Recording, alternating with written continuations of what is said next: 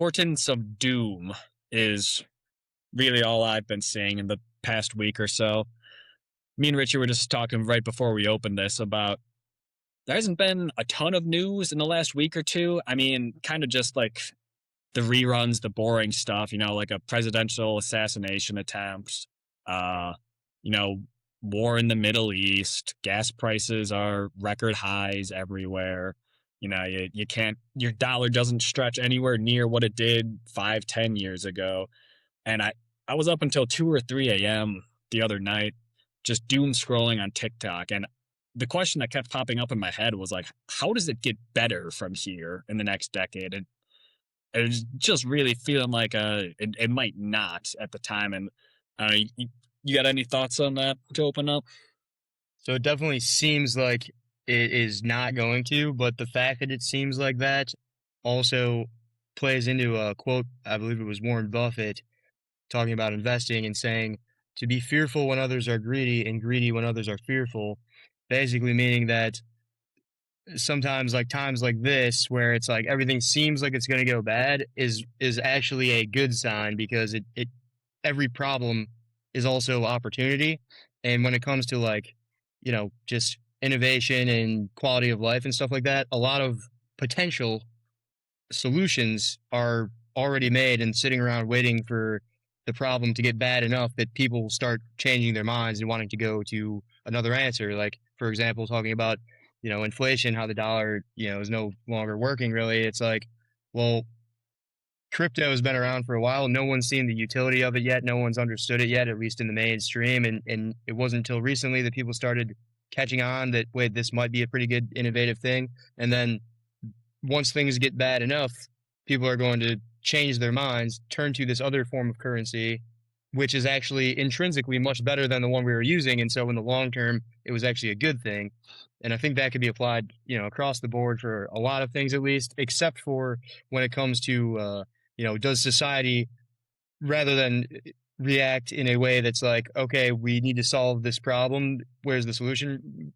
Does society just commit suicide basically and say, we don't even want to solve this problem anymore? We don't want to continue because the system sucks, everything sucks. It's all doom and gloom. And then we end up, just on the permanent decline. That's also possible. The doom and gloom aspect of it, I've kind of really been feeling because, and if it's on my timeline, I'm sure it's on other people's timelines. But essentially, how like our generation and like the younger generation is going to be the first one projected to not be as well off as their parents were, right?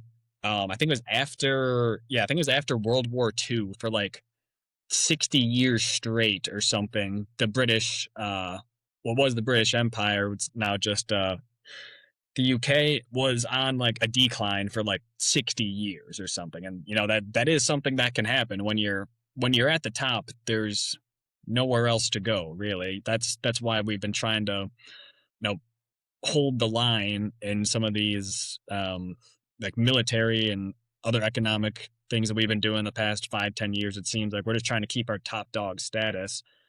It's not always going to be the case, though. Have you seen that we like should have been in a recession for the last like 2 or 3 years or something if it wasn't for like the AI and tech stocks? Yeah, so I've seen some of that. I've also seen that if you actually were to compare stock prices to a real hard currency like gold, that we've actually been in a hidden recession for over a decade, I think since probably around 2008, because yeah, it's like the stock market's going up in terms of dollars, but if you compare the S&P to gold, well, gold's actually gone up more than the S&P, and so we're actually down relative to Mm, gold. yeah, that so is the answer just like buy gold and bury it in your backyard? I mean, I don't have gold. I just don't understand. Like, I don't know that gold is really a actual viable solution to it either. Because I mean, I think we're past the idea of using gold as a currency, and so people store wealth there just because it's like anti-inflation and it's a hard currency that still has a market. But I just don't see it being. I think it's a little bit like kind of old news. I don't see it being the storehold of wealth in a time that's like an absolute crisis. Because in order to actually use it as a currency, you actually have to have it. Otherwise, you're just basically using money again, and using a currency that's, someone might claim it's backed by gold, but unless you actually have the gold, then there's no there you're just back to square one with fractional reserve banking. I think the idea of the stable coin, with some of these policies that are being passed about stablecoins. Circle Internet Group is a stablecoin company. They shot up like 20% today, which is pretty insane because of some policy that was passed. I don't know much about it, but I think that's probably a potential solution, because part of the policy that we have is that all stablecoin issuers must actually back that stablecoin one to one with dollars. So they can't just send out a bunch of them and hope that there's not a bank run like they normally would do. I was gonna say, like, what is kind of the idea behind the stable coin? Like, can you create more of it? Kind of like what our dollar is. It's just able to be created out of nothing. It doesn't. You don't have to do anything to get more of it. Whereas like the Bitcoin, whole thing with Bitcoin is you like mine to get the certain amount each time, and then there's like the halvening every few years or whatever. You gain less of it every single time. Um, do you know? Do you know anything about that? Like what the like production capability of it is or whatever? Yeah, so I mean, anyone can issue a stablecoin, and it when it comes to like actually, the equivalent to Bitcoin would be like mining. There is no really mining or anything like that. You just buy it. You send your dollars in to a company that issues stablecoins. And like that Circle Internet Group is a great example. So what Circle Internet Group does is they buy US Treasury bonds in order to meet that one-to-one backing requirement based on however many people want to trade in their actual dollars for a stablecoin Circle dollar. And the way that Circle Internet Group makes money, that they might do transaction fees or some type of fees, but I don't think they do. I think, in fact, they actually will pay you a little bit of interest if you have their stable coins. The way they actually make their money is by getting interest on those reserves that they have backing them. So one of the reasons Trump's been big on this is because what this does is it artificially inflates the demand for treasury bonds while expanding the demand for US dollars. It kind of combats the whole Triffin dilemma thing that we talked about. Because if you look at like a stable coin, the big thing about the blockchain based currencies, the thing about a stable coin is that anyone can buy and use a stable coin, not just banks.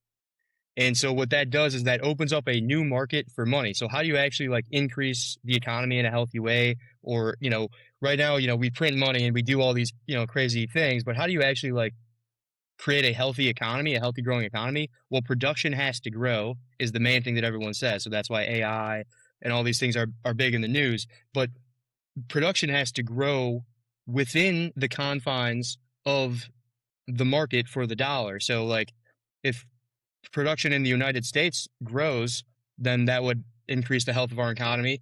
Or if a bunch of people who are already producing stuff, and it doesn't necessarily have to be growing, but these people are producing something using a different currency or using some other different system, and they instead switch to using US dollar backed currency, well, then that counts as our economy now growing in production. Uh, Rather, even though we didn't actually grow, we just basically acquired some other sector of the global economy and brought it into ours. That's kind of the goal. So it's kind of like it's a double, it's a kind of a two birds, one stone thing. yeah. Have you you had you had brought up like artificially the keeping the dollar strong there. Have you seen it? This kind of just reminded me of this. Have you seen anything about the uh the U.S. We are like artificially driving down like oil prices, at least like domestically.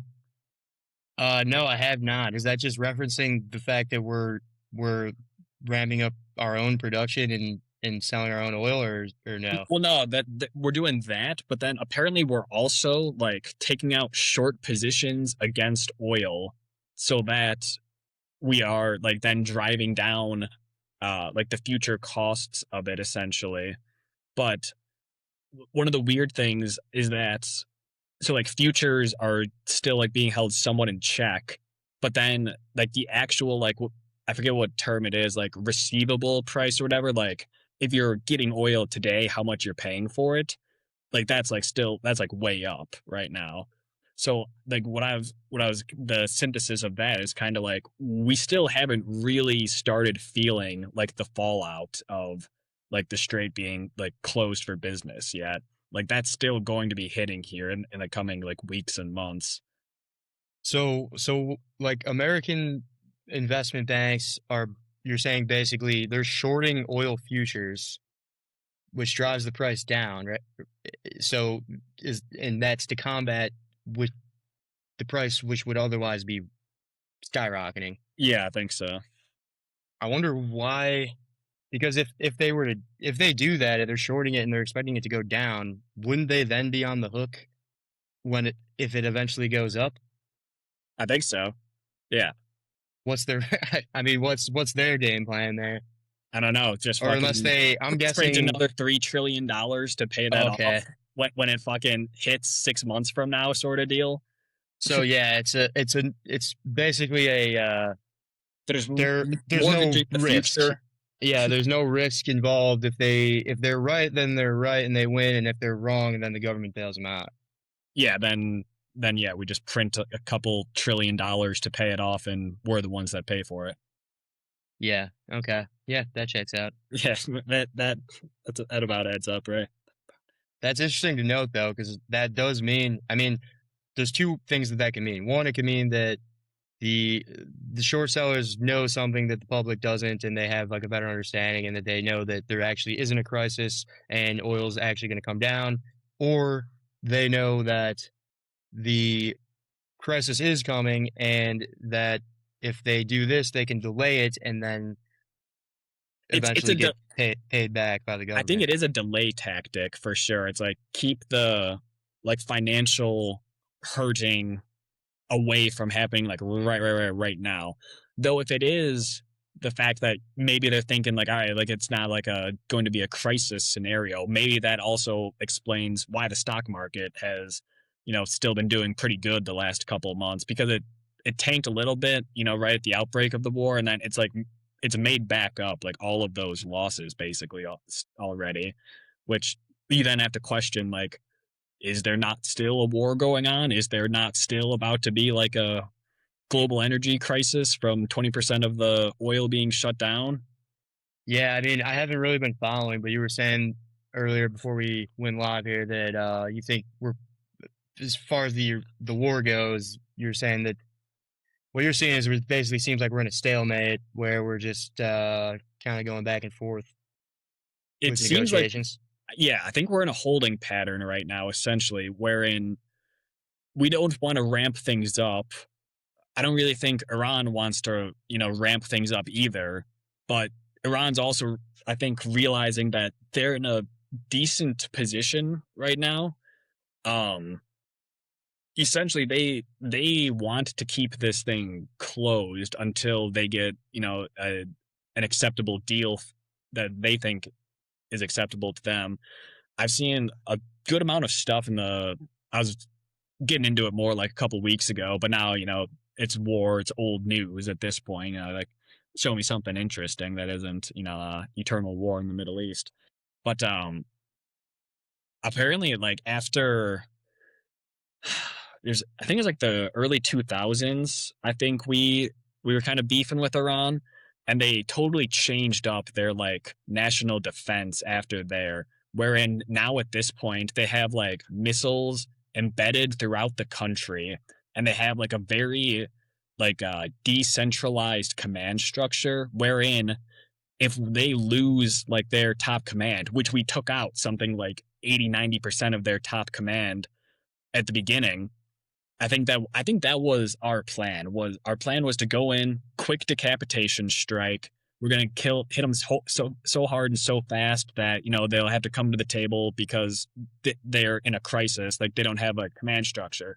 But apparently they what they have now is like autonomous directions, wherein like all right, if you can't reach this guy and like these other conditions are met, then you're going to fire like these missiles at this like spot basically, and it's spread out throughout the entire country. It's a very large country, so I think they are much better positioned than we realized at the beginning.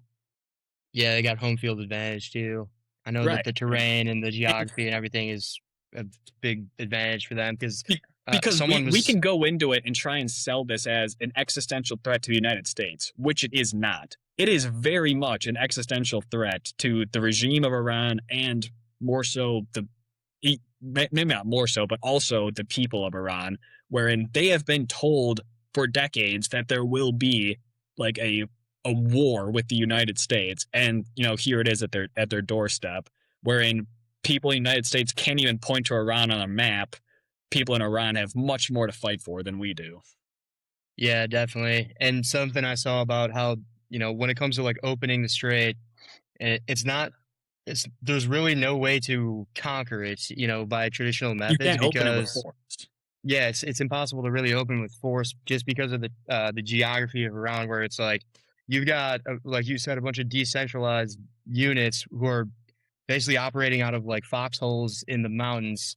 And so it's like you can't just, it's not like you can blow up the Pentagon like they would do to here or something. It's like there's really no that central hub. That makes a lot of sense. And then as far as opening the strait, it's like, well, it's not like there's a gate that's open or closed. I guess part of the limbo that's been going back and forth is really more so that like with all the chaos going on nearby the strait, well, then the insurance companies don't insure the ships or they jack their insurance rates way up so that either the the the shipping tankers have to either jack their prices up or just can't go through. And so it's really just it ends up coming back to more of an economic incentive where no one wants to invest in such uncertainty, and so all none of the investment from insurance agencies or companies is banking on going through the strait. So it's not like as white black and white as they Trump tries to make it seem. I was watching Tucker the other day, and that was one of the points he was emphasizing was like you don't open it through force because even if you take out like the Iranian regime, all right, so then you just have a power vacuum there. It is extremely cheap, like $1,000 drone can take out a multi-million-dollar oil vessel, right? Like a shipping vessel. It's not fucking force that keeps it open. It's handshake agreements and trust that keeps this thing open because it's so much easier to destroy things than it is to like build. That's just a that's just a known thing. It's much harder for business to be done when you can't trust you can't trust that it's going to even make it through, right? Yeah, I don't know. Yeah. And I mean, the longer this thing goes on, that I feel like that whatever trust is left, I mean, obviously it seems like with the stock market going up, with oil prices remaining under control, there's got to be some level of confidence somewhere that there is something, some type of plan, or either that or it's just everyone's making a quick grab at whatever's left. It could be that too. But I mean, Yeah, it seems like there is some type of sentiment that there is at least a possibility that this thing goes well, but the longer it drags on into this quagmire, then the trust's not going to get higher. After it's been 6 months of chaos in the Middle East, so um, now I'm more trustworthy than ever that things are going to go great. It's like the longer this thing goes on, the more we're going to see the trust continue to decline. I speaking think. of trust and money grabs, have you I don't know if this is like propaganda, if this is just like pure bullshit that I've been seeing on my lefty feed, but like have you been seeing any of like the insider trading things? With like Like poly oil market and stuff. like no, like oil futures. So there's the poly market one, but that was just like a soldier betting on like Maduro to be out. Like, all right, that kind of makes sense. That's not the goddamn like government. That's some dude trying to make money. Like that makes sense in my mind, right? The ones it's like there's like some account who has been placing like $1 million shorts or like longs on oil futures, and then 30 minutes later Trump tweets out either like I'm destroying a civilization or like oh we're this close to an agreement, and then oil prices go up or down, and this unknown account who people are saying is fucking like Jared Kushner or whatever has just been making a goddamn killing. Yeah, I think I did see something about that, and I saw when they asked Trump about it, he was like, "Yeah, the world's kind of just like a casino." He said something like that. But I think that this does kind of, I think this is somewhat of a predictable result, like easy to say in hindsight. But if we were to go back like maybe 15, 20 years when the idea of the information economy first became a thing, when, Facebook started basically gathering data, selling it to advertisers, and all of a sudden, this big blossoming of these like information companies started dominating everything. And if you, kind of look back and see how it's progressed to now, where we are now basically, I mean, this is like the end result of the information economy, where it's like someone who has vital information before everyone else. It's no longer like, oh, I have a little bit of information about a bunch of people, so I'm a better advertiser. Now it's like, oh, I've got this vital information about global events, and I've got it first before everyone else, so I can make millions and millions and millions of dollars just from knowing that information. That's kind of where it's at. Now it's whoever knows first can profit off it massively. And by making that bet, they're sharing that information with everyone else. If that same account, if we were to see them right now make a huge bet on oil prices, like all of a sudden, then they're sharing that information with me before the news is, before, you know what I mean? So I mean, I think eventually that becomes a good thing. But right now, with no regulation, it's like the Wild West, and so people are taking advantage of it. Yeah, and then there's like the momentum swings, right? It's something like if you saw like exactly when, say, Nancy Pelosi bought a stock or like Warren Buffett bought a stock, like the names themselves would then just drive like artificial demand for it as well because like, oh fuck, like Pelosi's in on this Taiwanese chip producer. Like, I wonder if they're gonna get a bag of money from the American government. Yeah, that part's kind of crazy. That's like the reflexive aspect of it, where it is a self-fulfilling. Like if I was Nancy Pelosi or like some well-known name, and I could sit around trying to decide, what stock's going to go up, and whatever stock I decide I think is going to go up, me thinking that actually is what caused it to go up. It's like a reverse cause and effect thing. It's So I know you've heard of like real. the Pelosi tracker. Have you heard of the reverse Kramer? Oh yeah, I love the reverse Kramer. Every time I It's see, even better than the Pelosi tracker. yeah, I'll see Kramer. I'll like buy a stock, be like feeling confident about it, be holding it, and then it'll be going up, it'll be good, and then a month or two later, I've had it for a while, and I'll see like a clip of Kramer that just came out where he's like, "Oh yeah, I love this stock," and I'm like, "Damn it!" And then it tanks. Yeah, that is awesome. I don't know. Don't have much else on current events. Go into the couple philosophy ones. You Yeah, got any? You no, got anything else? no, I've got nothing really. I mean, we haven't talked about the Trump assassination attempt, but I mean Yeah, we can do that's that pretty one. basic stuff. I mean, nowadays that's just part of the regular routine. Um, Not really much to say on that. I mean, I think everyone's kind of probably seen it. It's just seems to me like some it's some guy who's been radicalized and who wants to probably just wanted to make a scene and take out as many people as he could. I did see one interesting opinion on Twitter that reading the manifesto of the guy, a lot of people were talking about how like, oh, this is actually like he's actually right about a lot of this stuff, or it's actually pretty reasonable. I didn't read the whole manifesto. I saw some parts of it. Not a lot of it seemed very reasonable, I didn't think, but I mean, some of it there was a little.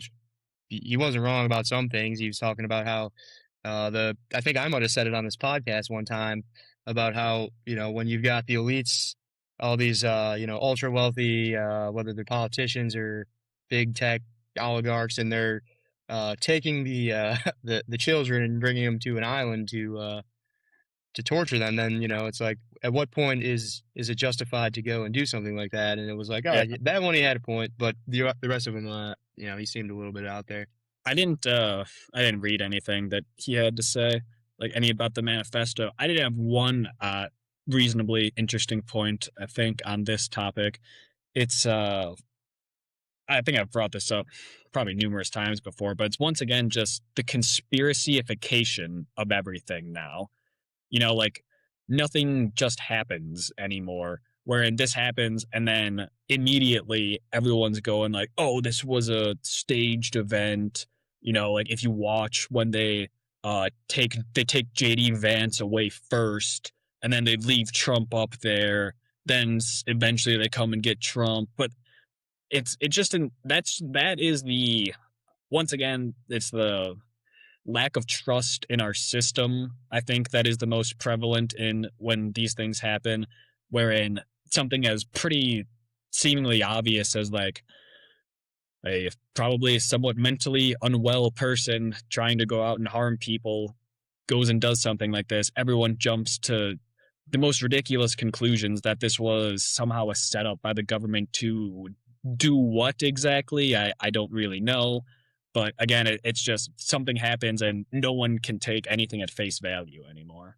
Yeah, and this one didn't really ring as like a big conspiracy to me. I mean, I could some of the points I've seen about the Butler assassination attempt do seem a little suspicious. Like, I'm not an anti-conspiracy guy. Sometimes I'll buy into them or at least give them a chance. This one, I there wasn't really much to work with though. I mean, no motivation really to. I didn't really understand like what would be the point of even doing that. The Um, Charlie Kirk but one thing, we talked about that one. Things are don't really add up in the narrative.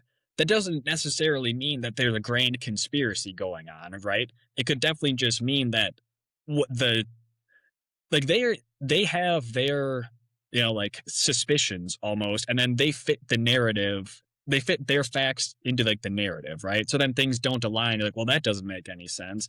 But there are certainly parts of like the Charlie Kirk one where we looked at it, it's like this legitimately doesn't make any sense. Versus now you look at this one, it's like, all right, like, wait, well, what parts don't make sense to this? It's like nothing doesn't stand out, right? yeah, right, yeah, and the Charlie Kirk one too. I think that it was that a lot of things didn't make sense, and also that everyone in the government and like everyone who in the intelligence agencies who would be able to put it together was like so blatantly kind of like going with this obviously kind of faulty narrative. And the same thing was kind of true with the Butler, Pennsylvania thing. But this one, I mean, they for one, they didn't kill the guy, or and they his manifesto was released. They didn't like scrub all of his social media and stuff like they did for the last guy. So it's like leaving that information out there actually kind of makes it seem more real. Like that, it seems less Yeah, of a conspiracy because there was not. It didn't seem like there was like a big cover up. yeah, dude. The The other ones kind of did. the Butler one's just a that one is just weird because it felt like you didn't really like hear anything after it happened. It's like, oh, yep, this happened, and now like this is exactly what happened, and everyone shut the fuck up, sort of deal. Yeah, and I feel like I still haven't really heard much. I mean, and then they like went online, they scrubbed all of his accounts and everything. They like, they do all this like crazy stuff to try to just be all hush hush about it, and it's like that just is driving the suspicion of this thing. I don't, that might not be why they did that. They might have a good reason for doing all that stuff, but it's just, of course, the public's then it's like this major event that everyone saw, and then all of a sudden the FBI is just publicly like covering it up. Of course, there's going to be a bunch of people thinking something's going on. Has the Charlie Kirk guy gone to trial yet? Yeah, I have no idea. I haven't heard much about that at all. Yeah, But but yeah. But anyway, yeah. I mean that one. There's not much going on. I think really like the fact that there's been three assassination attempts on Trump plus the Charlie Kirk assassination, and this is all within the last 2 years. I did kind of hear. I can't remember who I heard say this, but some kind of rang true that this is like kind of another sign of the times where there was times in history where there was a lot of this type of stuff going on too, and it usually was kind of going with the portents of doom theme here. It usually was a sign that there was some type of like major like civil strife going on or like some type of major crisis going on, and so it's just another symptom of like the type of stuff we always talk about. I think is like we political violence. yeah we were talking right before we started this one. We're like how it's been kind of been like hasn't been a ton of like political news in the last like 2ish weeks, 3ish weeks, and we are talking about like what were political discussions in like the 90s, It's like there might not have even been political discussions because the economy was doing so good. Everyone had a job. Everyone could afford a home. It's like, all right, like why do we need to change anything? Like was anyone? Yeah, I'm sure there probably were like attempts that were thwarted, but it's like how much political violence was there in like the 90s? Like probably not much at all, if I had to guess. And I'm talking out of my ass right now a little bit. I don't know that off the top of my head. It would just make sense that well, everyone's doing pretty good. So like, why would there be political violence? Now you have all sorts of like upheaval. Like seeing obviously these assassination attempts, and there's Black Lives Matter riots, things like that, and there's it's just getting more and more into the realm of people don't trust the government, and they don't trust that the government has their best interests at hearts either. Yeah, well, yeah, and I think the '90s, like political violence. I know that there was a lot of like racial, kind of like similar to Black Lives Matter now. Probably, I know they didn't have that name back then, but there was like the Black Panthers and stuff like that. Who Yeah, there was a lot of like police brutality protests, things like that. Rodney King riots. But when it comes to like assassination attempts, yeah, I don't think anyone was there wasn't really many public stories of like yeah. I did have one political last assassinations I could think of. I did have one last thing on the assassinations is there are many, many, many like attempts that you just never even hear about because Yeah, our yeah, definitely. intelligence is so good that we find it out and we thwart it before it ever becomes newsworthy. So that's like always been a thing as well. But now anytime anything happens, it has to be a grand conspiracy rather than a thing that just kind of happens.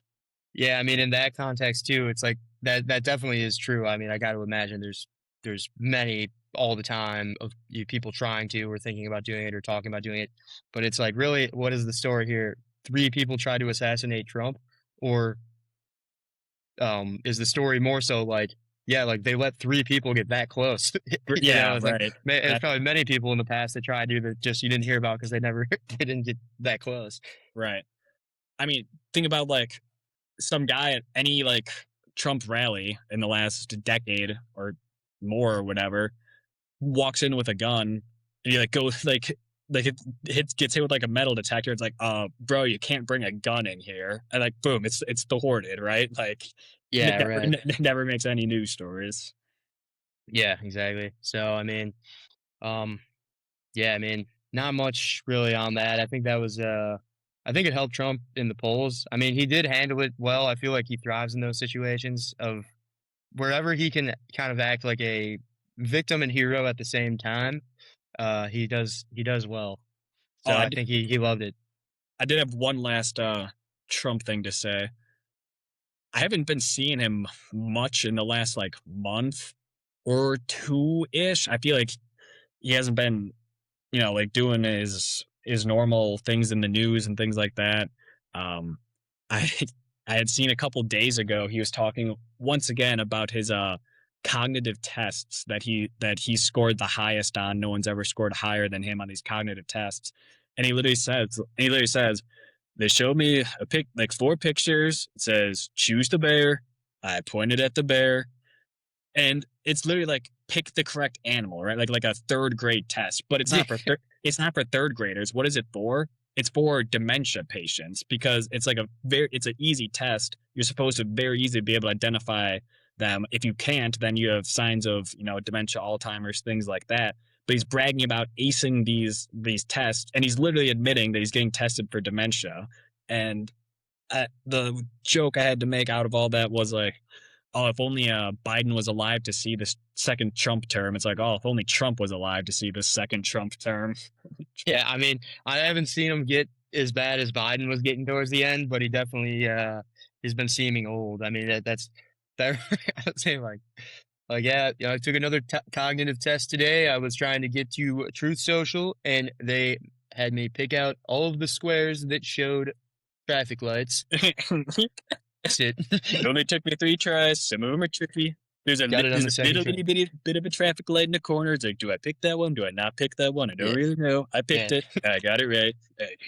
For most people, it would have been very, very hard. For me, it was quite easy. Ugh. He is hilarious. You got to give him that. Oh, dude, dude, did Yeah, you no, see? All right, no. the only thing I've seen from him in the last week, might have been one of the funniest ones I've seen yet, is The when he's ears. in, yeah, the ears. I was It's like, laughing so hard at that. He's in the Oval Office and he's getting interviewed about something that NASA's doing, and the reporters ask him a question, and he's like, "What? I didn't hear you. I didn't understand that. But you know who did hear you? My beautiful friend over there with those beautiful ears. Look at those ears." And the camera just pans out to this guy with these massive ears. He's like, "I know he heard you. This guy's got super hearing." bro, that's literally like a Curb Your Enthusiasm or like Seinfeld thing. It's like it's just like a Key and Peele sketch or something. Like the camera pans directly over to the guy. He's got fucking like Dumbo ears on him.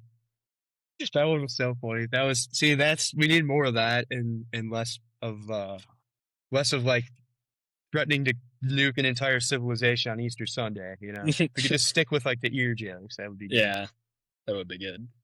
But yeah, do you want to get into kind of get over the news here, start talking about some more interesting maybe philosophy conversations or something? Yeah, sounds good. Do you have that list pulled up?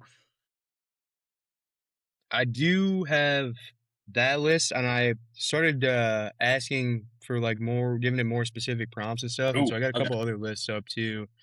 Wait, what? Okay, I didn't realize that I asked this, but I guess I asked it to give me 100. So there's a lot. Um, let me see Bef- here. But while you look through that, I'll say this one. Have you seen like the any of the videos of the guy? He's talking to Chat GPT, and he has like the voice like one where like it like talks back to you, and like he'll ask you like, "Hey, can you count to 100 for me?" And it's like, yeah, I can count to 100. He's like, one, two, three, four, and so on up to 100. And the dude's like, no, like physically count to 100. Like, are you capable of doing that? And like the AI is just so like sassy. Well, yeah, obviously I can count to 100, but I'm just gonna go ahead and save us both some time and like go ahead and not do that. He's like, I am telling you right now, count to 100, and then like does it again. He's like, all right, one, two, three, and it goes on like that. Like, Yeah, yeah, I've seen a couple of those. Yeah, where it's just it. I don't know what that is about, but it's just somehow it's just incapable of doing that. Um, See, I also saw I heard a good way of looking at AI too. That was that like the problem with AI, like this the constraint on AI, what it can't do. There's one thing it will never be able to do, and that's to say I don't know. yeah, and we talk It's about that's like the most important thing that there is. Probably in philosophy, it's being able to admit that, and that's one of my criticisms of religion a lot of the time as well. That's kind of goes the same with religion. You basically, if you can't say I don't know, you have to you know everything, right? The good book has all of the answers, whereas I'm able to say I don't know who hung the stars in the sky. The other side it says no, actually I know exactly where all of this comes from, right? yeah, and I mean honestly, it seems like a kind of a weird law of reality that people who tend to think that they know or to kind of Yes. act with certainty end up becoming people who don't really know anything because it's like if you already know everything then how do you ever learn anything, and so it's not a surprise that you get people like anyone who's just incapable of like just even when faced with the facts just incapable of abandoning a prior belief that they might have thought, well, like then that person's going to be wrong about that thing forever. And so, you know, that idea that they have that's wrong that they won't let go of, well, that's going to continue to affect their view of everything else, and they're going to be slightly wrong about everything else. Then, and then it's just going to keep going on and on. Whereas, like the key to learning and to growing is literally just being able to admit I don't know or I might have been wrong in the past. I feel Yeah. like that is like There's number one principle of like there's some trying to live law a good life. there's some law I can't think of the name. I'm sure you've heard of it though, and that I think this applies to AI as well. Where it's like the most intelligent people are oftentimes like the least confident, right? When they'll say like, I don't really know, like it could be this, it could be that, but they're super well informed. They're like so well informed that they realize they're not 100% sure. However, the most confident people are often like less intelligent. Yeah, yeah, it's called the Dunning-Kruger effect. Dunning Kruger, that's what that one is. Yeah. And yeah, and that makes a lot of sense too. And I mean, you see it on social media all the time with someone who's just like so confident about something that's entirely wrong, and they're like not understanding even that they're like levels removed from understanding like that they're way off. And it's like, yeah, the Dunning-Kruger effect is real. And I mean, Hmm. I think it's like it's got to have a lot to do with that. Just you know, people who tend to question even themselves, question their own thoughts, and not be too confident about anything, and not be 100% certain about anything.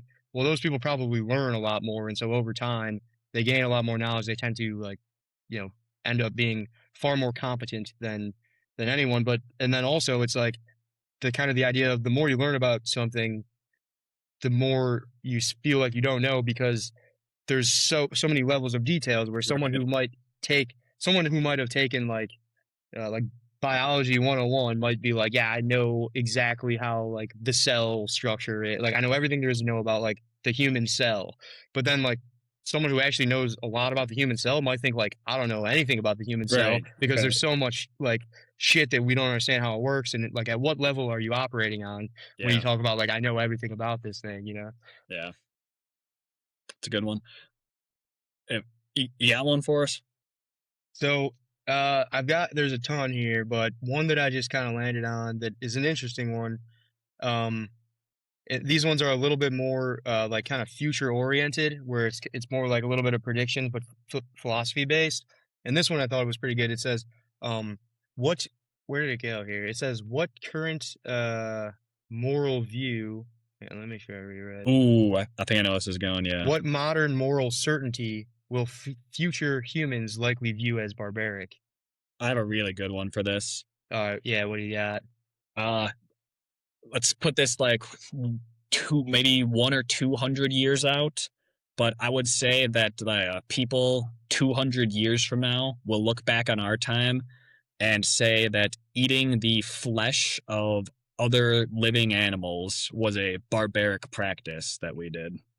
Yeah, I can see that one. I can see possibly abortion, but depending on how things go, you know, I could definitely see like late term abortion as we kind of get better technology of like being able to see in more detail, like how, you know, the baby looks at 8 months or whatever. Like that might start to become a thing and as we get more, um, you know, I feel like as we get more control, I mean, we're already kind of there, but more control over our own, over the conception stage, Yeah. whereas like if you do end up having, you know, 100 years from now, you do end up having an abortion, it's like considered like irresponsible. Like you should have just, you know, Right. I mean, especially if we're at the point of like almost like like designer babies, or wherein like you can grow your own child, like yeah, yeah, you don't need a partner. We have like artificial wombs essentially, and then you can basically create your baby the way you want to, and then say like 4 months in you're like, actually I'm out, and then you like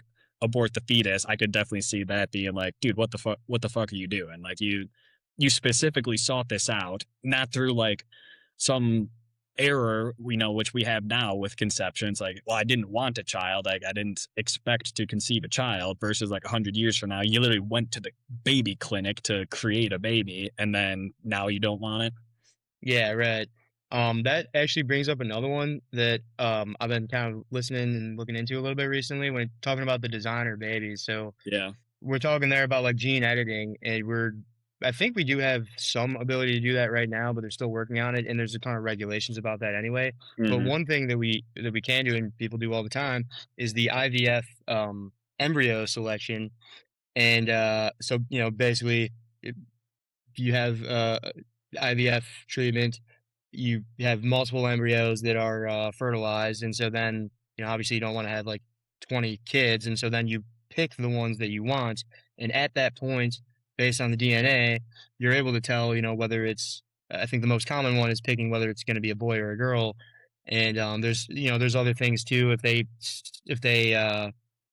you know detect that there's like a high probability they might have Trisomy, Down syndrome or right, something, yeah, trisomy but of a chromosome pair, right. yeah, right. And so, I mean, the debate over it now that I've seen both sides, I understand both sides, but I think I'm leaning one way, but the debate is whether or not, as this technology progresses and we get more and more detailed with what we're able to control, is this is there any immorality to that? Like, is there immorality to, you know, or maybe not even immorality, but just any type of like inhumane kind of negative side effects that we're not seeing yet when it comes to like our ability to control something like that?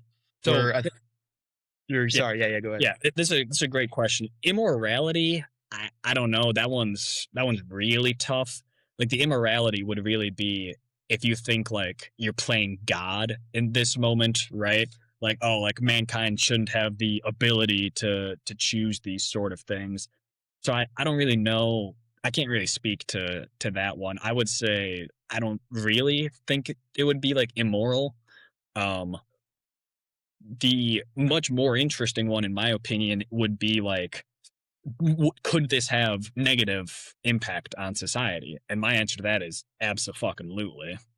It seems like it, right? That's what Yeah, I was gonna say. So I heard something Tucker was doing on this. I listened to a few other podcasts about it, and I'm reading this book about it. It's pretty good. But one of that was actually apparently it's kind of like a common debate. It's called the playing God debate, where there's a lot of people who do believe that this is basically it's just it's not our place to do that, and the kind of random um what would you call that? Like the random collaboration of DNA sequences are what makes us human, and so we're basically random like, genetic recombination. That's yes, the yeah, exactly. And like a lot of people say that's what makes us human, and if we're going to go in there and start editing that, that's I don't necessarily go that far. I think it's comes down to kind of a liberty thing. Hey, if you have the ability to do it, then who is anyone else to tell you what to do? And if you think it's immoral, then just don't do it yourself. That's kind of my stance on a lot of yeah, that. But yeah, I mean, one thing that Tucker said though that kind of was like, oh wow, that kind of interesting is that he always really wanted to have a boy, and he ended up having three girls. And if he had that choice at the time, he 100% would have changed all of them to boys.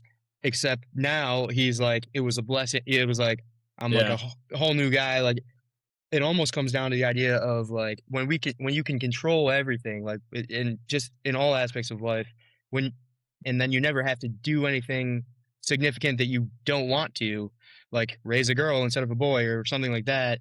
Like, does that maybe have an effect on like the spiritual kind of, or like the just like the your appreciation for yeah. things? So that one's really interesting. I hadn't thought about that aspect of it before. I watched a video. This was years back. I can't remember he's like a modern day philosopher. I can't remember his name, but they asked this is what he was entirely discussing. It was like a 20-30 minute video I watched on this. So he was talking with biologists, and the question the biologists asked him is, if we were able to, some futuristic point where you can basically choose every single aspect with like near 100% certainty, they asked him, what kind of people should we make? That's a very interesting question, right? So say your parents right now, you want a child. Okay, so you go into the baby making clinic and they say, "All right, let's start with height. All right, let's start like boy or girl. You choose boy, just say, right? Some people want a boy, some people want a girl. That one's not huge. The Tucker one was pretty interesting though. Like you have an appreciation for something you never thought you would have. You gain insight into things you never would have thought of before. But all right, so you choose boy. How about height? What height do you choose for your boy, Richie? Yeah, I would make them 6'5", Yeah, 6'3", 6'4", 6'5". All right, so you have a 6'5" boy. What color hair? gray like mine. Gray like yours. All right, maybe that doesn't matter too much. Eye color, maybe that one doesn't really matter too much in the end. How about this one? Intelligence level. What intelligence level do you choose for your child, Richie? Gotta be max, right? Got to be max. All right. Um, do you want your child to be extroverted or introverted? Just max it all out. Start making making superhuman. Okay, so then you start thinking in that way, and many people would choose very similar things. Who's going to choose to have a dumb child over an intelligent child, right? Who's going to choose to have a 5'2" kid over a 6'2" kid, right? Then you start thinking about it. that is where the issue will start to come in. What was this guy's answer? What kind of person should we make? We should make a lot of different kinds of people. We need diversity. And that's where like the playing God aspect comes in a little bit to it. But why do we need diversity? It's because sometimes we will need outgoing, extroverted people, but sometimes we will need very introverted, reflective people who can, like uh, break down situations, things like that. Sometimes you need people to do like certain tasks. Sometimes you need like very scientific minded people. You need engineers and scientists and doctors. And at other times in history, you need philosophers and writers and, like humanities people. So if we go down that path, I think there is a very large pitfall that we could fall into in very much reducing our diversity, reducing our and thus reducing our strength as a species. Yeah, no, yeah, that makes a lot of sense. I mean, this is a good one. There's a couple more things too that I was thinking about and that could kind of go along with that. But the first thing that came to mind too, when talking about just as something as simple as picking a boy or a girl, obviously all throughout history, since it's random selection up until now, there's been about 50% females and 50% males on Earth. Now you're seeing more males born per year than females because of IVF, because more people get the choice. Well, more people, depending on country and culture and things, but a Well, lot more people we saw choose how boys. you see how disastrous that was in China when they had the Exactly. single Yeah. child policy. That's a potential catastrophe. And then another one would be that, say, 100 years down the line, we are in a situation where we can pick, the genes to the level of detail that you're describing, intelligence and all these things. So according to this one entrepreneur guy who does this stuff, can't remember his name, but he was saying how it's really impossible to make like the absolute superhuman best at everything because a lot of these are the same genes reversed. So it's like one example he gave was intelligence, and I can't remember what the counter was, but it was something also that you want. I think it might have been empathy or it might have been extroversion, but it's the same genes weigh both, and they're kind of like they're weighted. So you make them super intelligent, that very action of making them super intelligent is going to make them maybe introverted or something like that. Even if we talk about just diseases, so I mentioned like okay, they can tell if you have Down syndrome as an embryo, so it's like okay, it's kind of I feel like that's fair. It's like okay, if we don't want the one with Down syndrome, I think that that's like a pretty reasonable decision. Except for how much detail can we get into there? Because look at something like ADHD, whereas like so many people I know who have ADHD are actually extremely focused all the time because they're prescribed ADHD medicine, which is Adderall or amphetamines, and that actually kind of, if the baseline is here, well, they're naturally here, but then they take amphetamines and now they're here, and they're really, really good. They can recite stats, and it's like, well, a lot of that is because they're, you know, overcompensated with their medication. So maybe I can tell, oh yeah, this embryo is going to have ADHD, but I can edit this gene so that they don't. What happens when we get to a point where the person born naturally who didn't get gene selected has no chance of competing with anyone because everyone else has been genetically enhanced. And so Yeah. now there's a pressure, even someone who's not interested in doing IVF who can have a kid naturally, it's like, will that be looked on as frowned upon? It's like, oh, like how could you do that to your kid? He's Yeah. never gonna be able to play sports because all the kids on the sports team are all genetically enhanced, or he's never gonna be as smart as these guys who are. The ones we've discussed so far, like the potential pitfalls, those are like pretty big, like philosophical, right? Like, oh, what if we have all 6'5", Chad super geniuses, and then we don't need all that. The a more much more like pressing issue, a much more tactile, real issue would be access to it, right? Yes, yeah, that's a It, good it one would too. it would have to be some like if this costs $5 million to do, well, now you're just going to have the elites having even more elite children. People who can't afford this are going to have, kids that are literally left in the dust because even before birth, these kids are already as you said, maxed out stats. Like you're creating a Madden My Player, and then just turn all the sliders up all the way.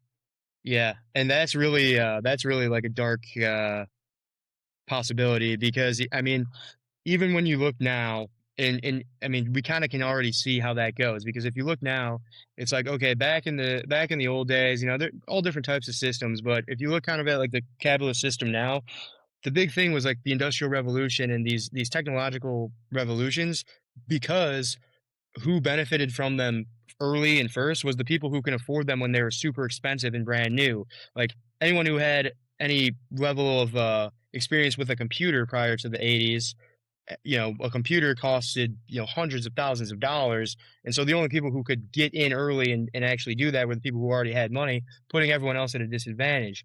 Now, when it comes to those people's kids, they have connections to you know these kind of high society you know institutions or just you know or just knowledge that they've learned from their parents from being in these high level fields and so they have a little bit of an advantage there too um quite a bit actually and I think that's like the primary criticism of capitalism is that it creates these unfair opportunities. My thing on that whole on all of that is that what we're clinging on to really when it comes to this whole system, the reason we can still look at it and say, okay, it might not be perfectly fair, but it's probably the best we've got. It's still, you know, it's still pretty good, is because the people who even like the kid of the rich guy, well, if they want to continue to be the best, they still have to compete with others. They're always under threat, and their competition involves their efforts and their own merit, at least to some degree no matter how much money they were born with, you know, how much connections they have, their merit still counts for something, and Yeah, that feels earned. you can squander $20 million very easily. Like Hmm. I couldn't. If I had $20 million, I would be retired, and I don't think I would ever lose all that money. But when you're born into that, when you're born with the silk slippers on, you don't have to earn it. You're not as pedal to the metal. It's pretty easy to blow through $20 million somehow. Yeah, Unless your stick to itiveness and then you grow your empire more, that's still on you. Right. that's exactly where I was getting to because that I think that's why I can still look at a guy like Trump who obviously was born into wealth and see that he did do something with it though. He does show some type of, you know, ambition or effort or whatever, and that's his at least it seems to us like that he earned it, you know.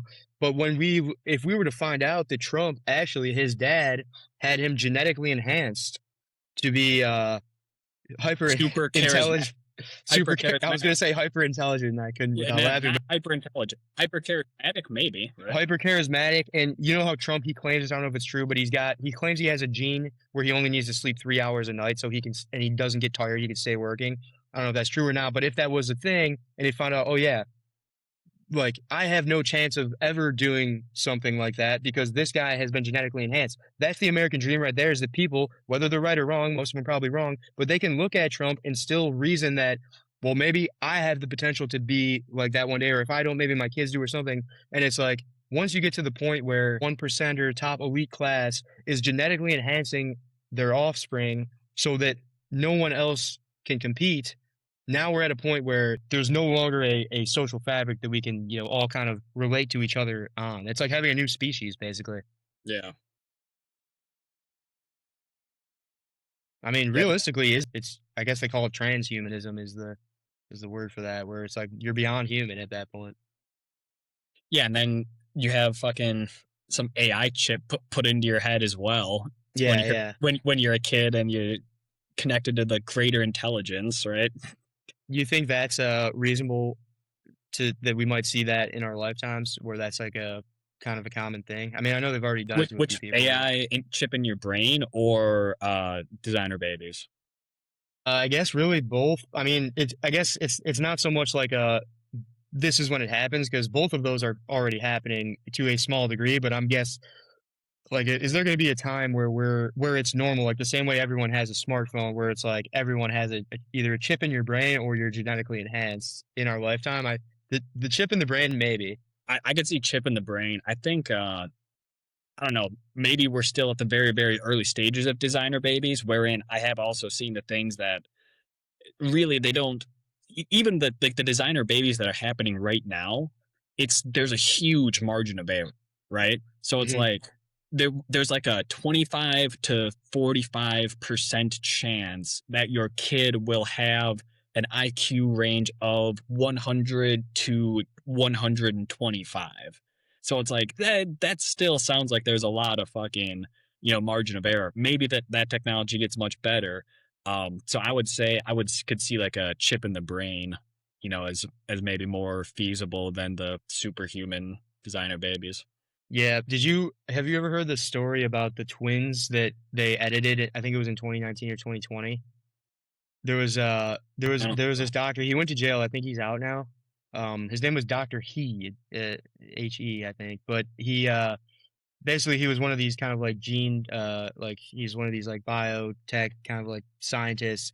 And there was there was twins that were being born to a woman who had HIV, and he went in and edited their genes. So like what I was talking about with the IVF, like you're not actually editing any genes, you're just selecting from the naturally fertilized embryos.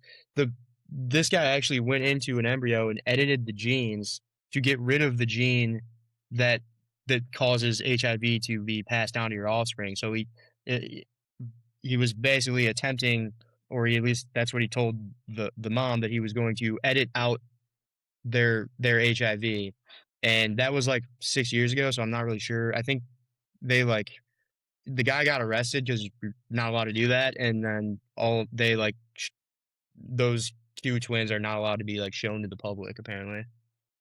What? Okay, what? Okay, that's crazy. I haven't heard that. Two questions there. One, why are you not allowed to do that? And two, why aren't these kids allowed in public? Like what?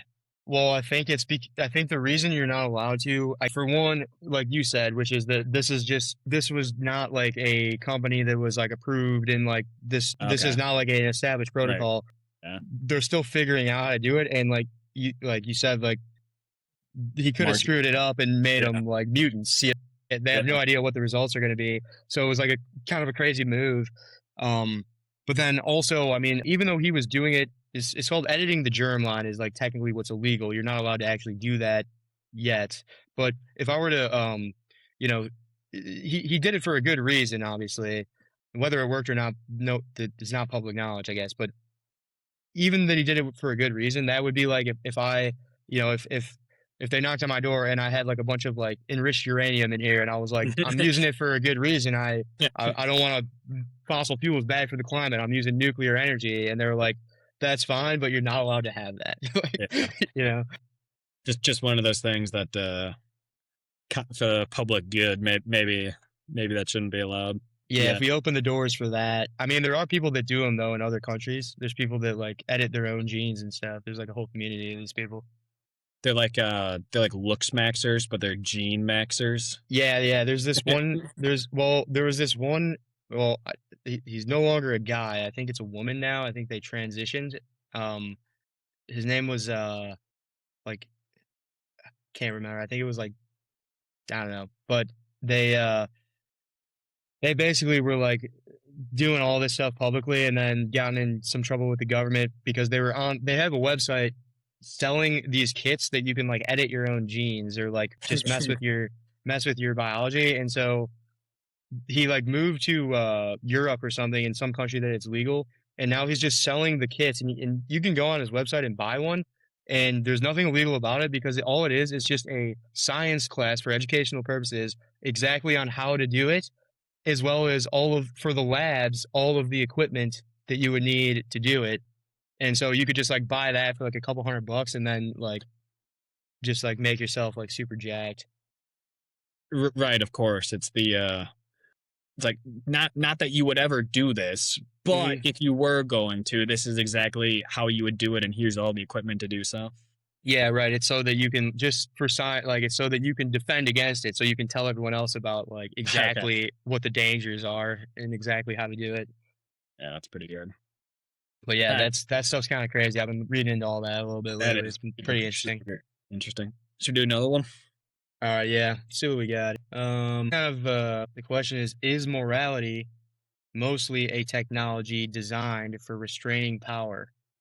Moral systems may not exist to discover the good, but to prevent strong people from making life impossible for weaker people. So is morality a constraint on power? It's basically the question. Yeah, and I've actually never thought about morality like that. I always thought of morality as like doing what's fair, doing what's right, something like that. Is it that, morality really is just like kind of an idea that we all collectively come up with and it evolves and it shifts of what we actually think, and really what it is just trying to protect, trying to keep us somewhat like equitable in our abilities. Um, it's a good question. I would. It would that makes a lot of sense when you say that, right? Like, when I'm starting to think this through, I think I would maybe agree. Um, Again, I'll go to religion here. Morality and religion are very much intertwined. And when you think about what is the goal of a religion, it's to basically ensure it's to set up like a moral code that would help everyone get along and to prosper. I think would be the idea behind religion. So, and then then going back to the question, is morality in its entirety just to keep powerful people from exerting power on others? Yeah, probably. I mean, if you have the capability to kill someone, what's stopping you from doing it? It's our shared morality, right? Yes, yeah, I mean it is tough too because as you were saying that I was almost thinking it might also be the opposite because when you look at something like religion and religion tends to, like you said, be linked with morality, but when you look at that it's like, well, the religion was used as one of the tools by the powerful to control the people for hundreds of probably Yeah. thousands of years. Yes. And so I almost, can you even reverse it and actually say it's not to hold the idea of our morality is propagated by the people who are in power, not to constrain themselves, but to somewhat constrain us. Constrain others from becoming powerful. That, and also just like what you said, which is, if I'm very powerful, if I'm Elon Musk or I'm Donald Trump or I'm one of the richest people in this country, the only way that I lose that power is if this country goes down. And so the idea that we all kind of share some type of like moral collective sense of morality is really key to holding it up. And so, the system kind of fails without it. I don't know. I mean, I think the more I think about it, it's like, but there's nowadays, especially, there's really no like top-down authority telling you what's moral and what's not. They try to, but people do tend to kind of decide their own morality. But maybe that's why we're in the decline. I don't know. Yeah, no, and then if you think about let's think about like a aboriginal tribe, right? Like an uncontacted tribe somewhere in like the Pacific, let's say. They will have they have some sort of moral codes in their society, right? Like you can't take food from the collective food source, without other people. You probably can't kill another member of the tribe. I don't know, because morality does seem to be like, if you took, say you're in the year like 2000 BC, and you went to different tribes across the world, on people who don't have contact with each other, most of them, I would say, would have some moral imposition against murder, right? Yeah, well, So, so I there, don't know actually. Like, I was gonna ask, like, how would you even really define morality? Just for like, if you yeah. had to be like kind of precise with it. Like, I was trying to think of that, and I don't know. I would say it's kind of like it almost. I mean, I really don't know how. What is like the good thing to do? Like, what is the correct thing to do? Yeah, I guess, yeah. Principles distinguishing right from wrong or good from bad. Yeah. But so like the question here, and the bringing up the old all these different tribes and everything, and like there are some things that seem like they would probably be pretty constant, but then there's other things that would differ vastly. And I've heard this other question, it's kind of a philosophical question too. I've heard it claimed, and I kind of see what they mean, that morality cannot be that morality can only be what's the word? Morality can only come from religious beliefs. Whereas, like, this is often like on kind of the right wing, they'll say, well, a lot of the people who are anti-religion or anti-Christianity, they don't realize that they've internalized a lot of like the religious teachings into their sense of morality. Their entire sense of morality just comes from this internalization of these like religious teachings basically. And I kind of can see what they mean, but I don't think it necessarily has to be like a traditional religion, but there has to be some form of like religious belief that something is, because there's no metric to measure good or bad. So it is strange that across all societies there are certain things that are considered wrong, you know. Yeah, and I've always said that morality comes first, basically before religion. Is kind of it has been my opinion on it. Religion gets its moral. Oh yeah, religion gets its morality from us, not the other way around, right? So we Mhm. don't get morality from religion. Religion gets it from us. So like when the Jewish people were wandering around the desert, and then Moses goes up and he finds he's dictated the Ten Commandments, and he's told like thou shalt not kill, right? You don't get to Mount Sinai if you were allowing people to murder each other along the way, right? So I think you have like the religious doctrine kind of like solidifies what was already there, what we'd already decided was good and moral and correct. But then where does that foundational piece come from? Killing is a good example because I think that what that probably comes from is I can see that coming just from evolution because like Right. the more people you try to kill, the less likely you are to survive, for one.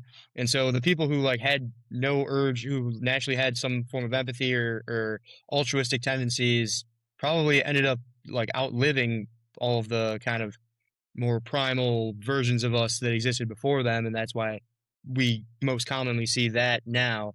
But I guess something that's like not as, cut and dry as like, all right, we're not going to murder each other just because we're so far removed from like something like that. But if we were to go like some of the things we see now, there, people disagree. Like some people think it's immoral to have an abortion. Other people think that it's actually immoral to not have an abortion. That's a good issue because I don't really know. I think I lean towards uh, I think it's probably not good, but if you want to do it, who am I to tell you? But I guess can you really have a society, a moral society without a religious society? That's what I'm trying to get to. Like, can you have a society that all not only feels as though they are moral, but also but collectively agrees on what morality entails? Like I might do something that I think is moral, but someone else may think that what I did was immoral. Can you actually have a society that agrees on what is moral and what's not without a religion? That's the part where I think where religion steps in and plays that role and gets everyone like, okay, guys, hey, we're gonna decide. Everyone's got to believe this. That way, everyone's sense of morality is aligned. I mean, yeah, I think so. This country was founded on freedom of religion. We're not all gonna agree to the same religious principles, but we can all agree on civic principles, right? I think you can agree, you don't have to necessarily, the two don't need to overlap. Most countries in the world have a diverse group of religions. There's very few, I would say, that are like 95+% of one religion.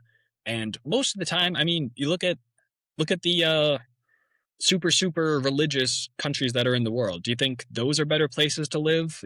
Like, would you rather live in Iran where 98% of people are all Muslim, or do you think you'd rather live in the United States or somewhere in Europe where you're free to do whatever the fuck you want religiously, right?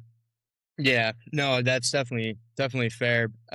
There's something I wanted to bring up in morality. There's a real issue in morality, which is again probably the one of the root issues of humanity, which is tribalism, wherein the in group versus the out group morality is completely different, right?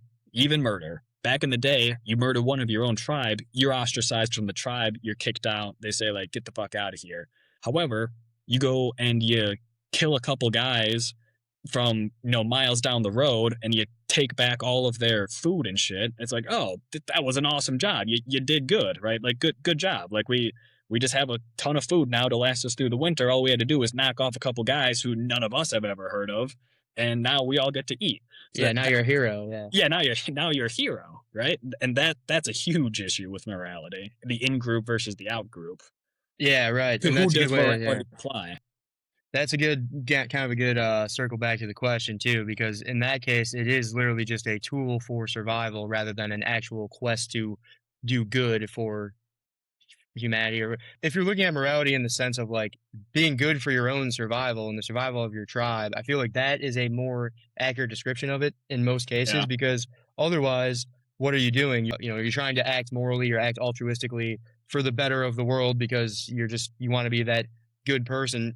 In order to do that, then you must have some sense of like commitment or belief in a purpose. Morality, in a sense, is is self Yes. interest used in a way that also Yeah. helps other people. Yeah. Have I brought up the show Pluribus on here before? Not that I remember, no. All right, so it's Vince Gilligan, the guy who did Breaking Bad. So he released this last year a show called Pluribus. Basically, what happens is scientists find like they find like a code from outer space, right? They find like radio waves coming from outer space, and they like try and decipher what it is. Well, it turns out it's a it's a genome sequence, right?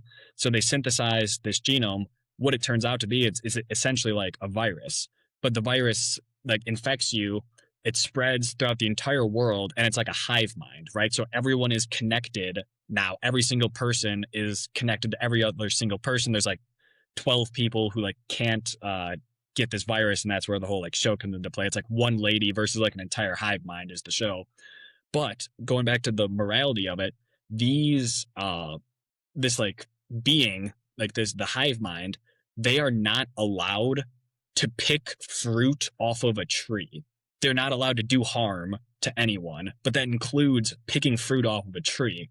So they're like starving to death, but they're not allowed to do agriculture. If it falls off the tree naturally, they're allowed to pick it up and eat it, but they're not allowed to pick a living thing off of the vine and eat it. So then she asked them, like, how the fuck is that moral? You're going to starve yourselves to death rather than pick a fucking fruit off the tree? That doesn't sound very moral to me.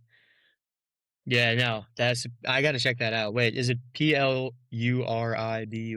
Yeah, Pluribus. It's pretty Uh, good. So that sounds pretty awesome. I like that stuff. I think you would like it a lot. It's pretty slow, but it's like very philosophical. Like almost every episode, they're like getting into like.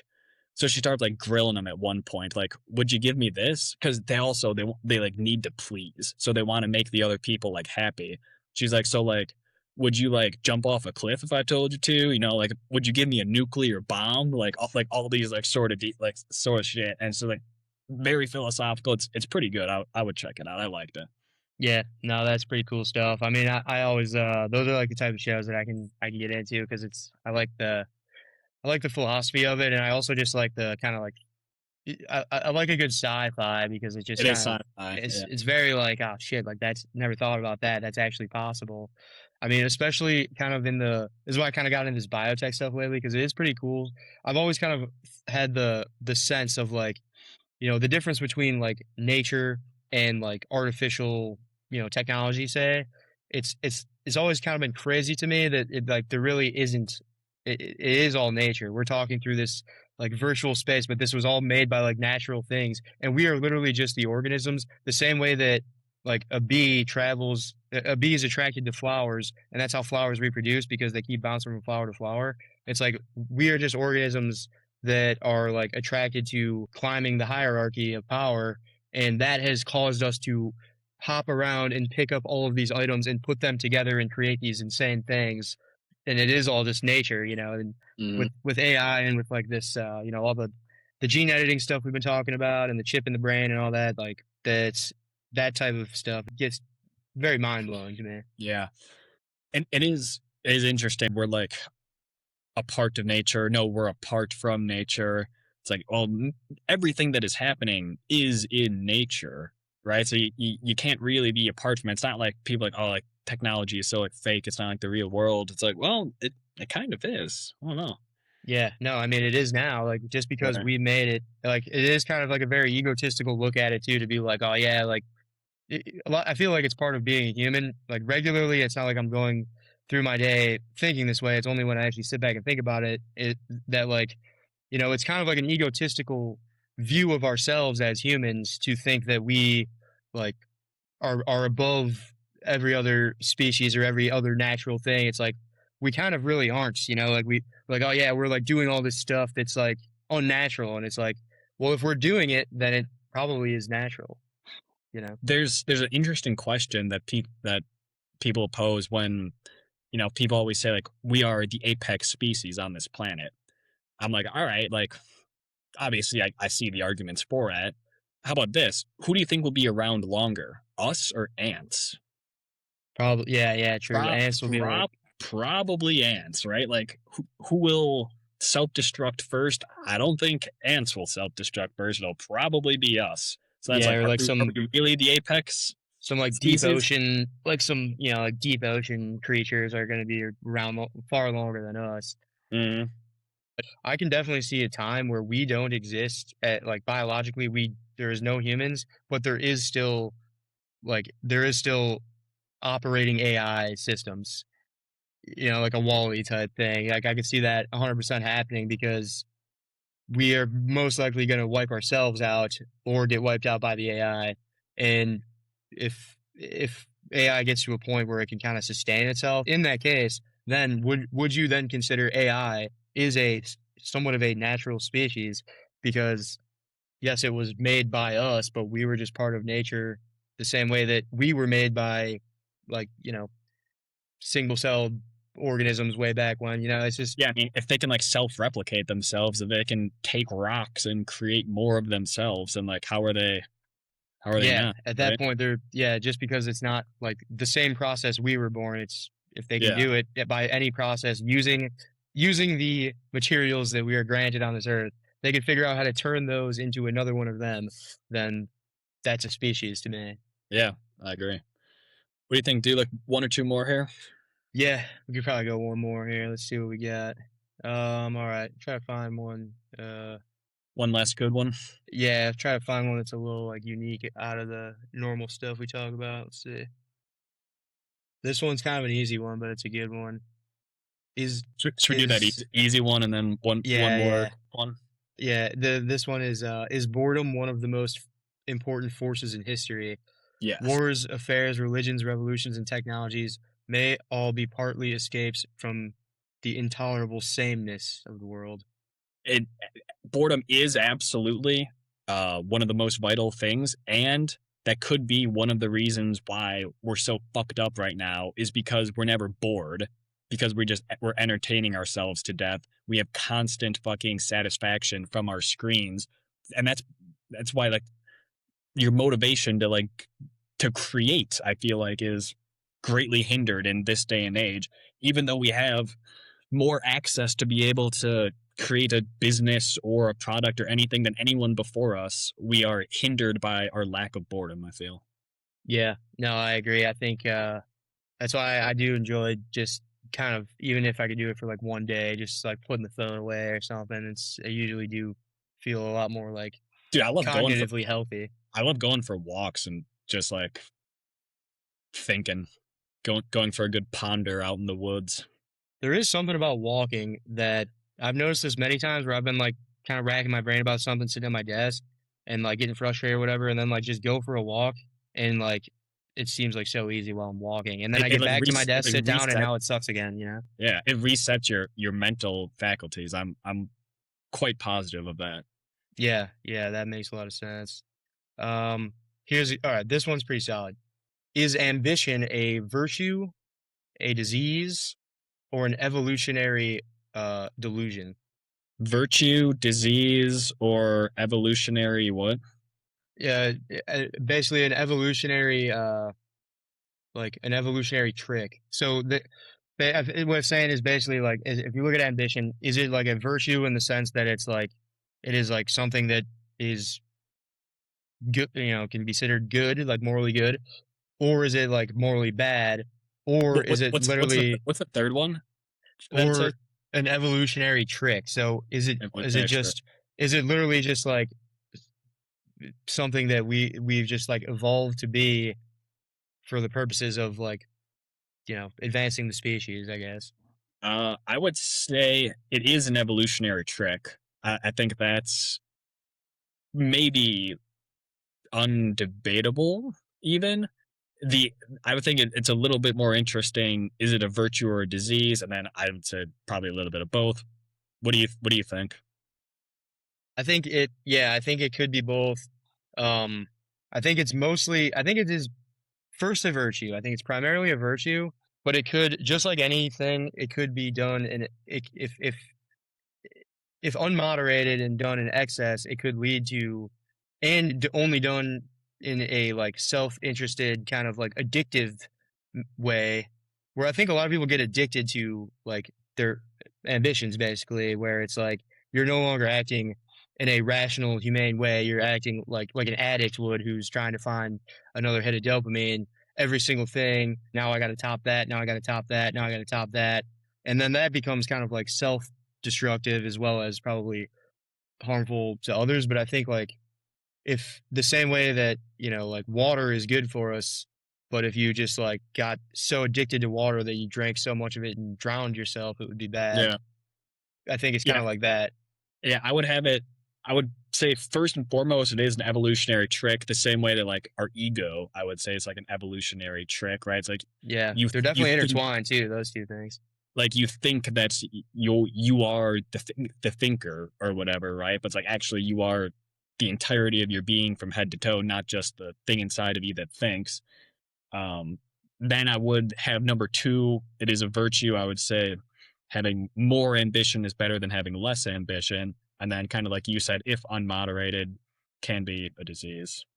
It has to start good. I don't think anyone can like start with like a disease version of ambition, maybe in some cases, but assuming you're just like a normal person and you just have like incredibly high ambition, it's probably like a very good thing for a long time until it eventually does become a problem where like maybe, you're ruining your marriage because you're so obsessed with the next big thing, something like I, that. I was gonna say like ambition has to be like a good thing at the start. You then have to realize when to dial it back, right? So say you have like a wife and kids or whatever. It's like, all right, well, I want to go out and provide the best life for them, for myself, whatever. You create and then you create some successful business. Just say, well, all right, if you're staying at home, if you're running your business 24/7, just chasing the next quarterly earnings report, as opposed to, well, why did you get into this in the first place? It's to allow for my wife and kids to have a good life. It's like, dude, take a fucking step back and spend some time with your family, right? And that is like that is certainly a thing where unchecked ambition. Yeah, if it's left unchecked. I mean, I Yeah, also think too, like a good metric too of like looking at it is like, are you still enjoying the journey? Like same thing kind of it kind of reminds me of like gambling, where like one thing for a while I would be like gambling, wouldn't stop because I wanted to keep going. I thought I could win. And started giving myself the rule of like, all right, if it becomes like where I'm like mad when I lose and it's like not that fun, now I'm not here to have fun anymore. Now I'm just here to try to make the money back. Like, okay, at yeah. that point you got to stop because you're no longer even enjoying the journey. Now you're just like miserable the whole time. If you no matter like if you can go into you can be ambitious and think no matter what happens, this will be a good experience for me. Or you can be ambitious and be like, if I don't make this, like I'm gonna kill myself or something. Then it's like, all right, at that point you're probably in the unhealthy level. Hmm. Um, but all right, should we do Yeah, let's do one more. yeah, Let's do- yeah. This is a pretty decent one. Do humans want happiness, or do they want meaningful struggle with occasional happiness as evidence of progress? I definitely think it is more often the second one, and I think that that's part of the reason we get a lot of like people who are depressed now and just kind of a lot of the doom and gloom now is because our system's been hacked where we can get such cheap feelings of happiness that aren't actually real or based on accomplishment, that people just get addicted to that and then they sit around doing that and never actually accomplish anything. yeah, what is it? The hedonic treadmill or whatever? Yeah, yeah, the Yeah. hedonic treadmill, yeah. Um, I you do want happiness, obviously. Like when you ask someone, what do you want in life? I want to be happy, right? But what do you mean by you want to be happy? Like that, the underlying question behind that is, I would definitely say more so, you want to, find purpose in the struggle, kind of like what you were saying with gambling, right? It's like, are you enjoying the journey, right? That's all there is in You life. got to enjoy the journey because they're The going nowhere, dude. You're going, the like it's like entire thing the entire thing is just the journey, right? And I think some people, can't.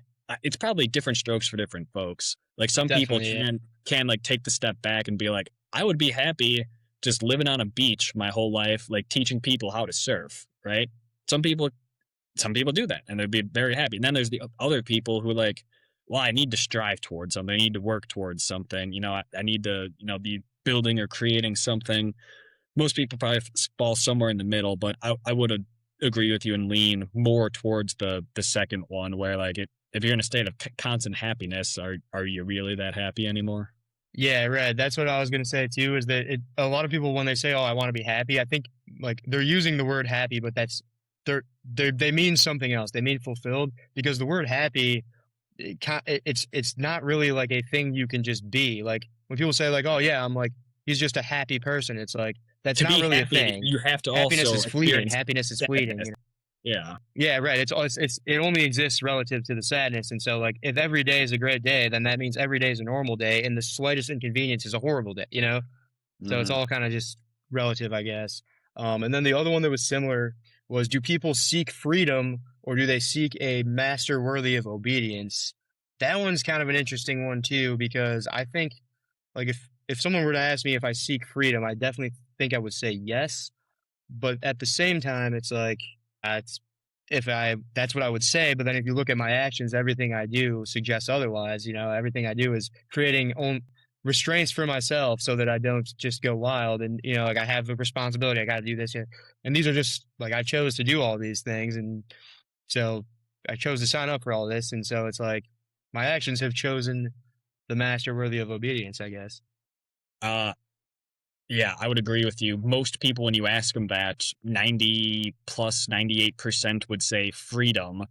Most people don't actually want freedom, though. Most people just want to be told what to do, and what they're doing is the right thing to do. Most people are not.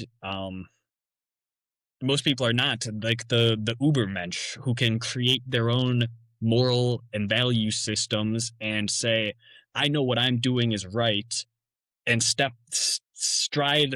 aside from everyone else and say like, I am totally confident in what I am and what I believe in. Most people just want to be told by everyone else, good job, sweetie, you're doing great. Hmm. There's a movie called The Master. It's a tough movie to grasp, but at the very end, basically the synthesis of the movie is, there is no man on earth who doesn't have some kind of master, right? Even take the most powerful, free man you can think of, he is shackled by something, right?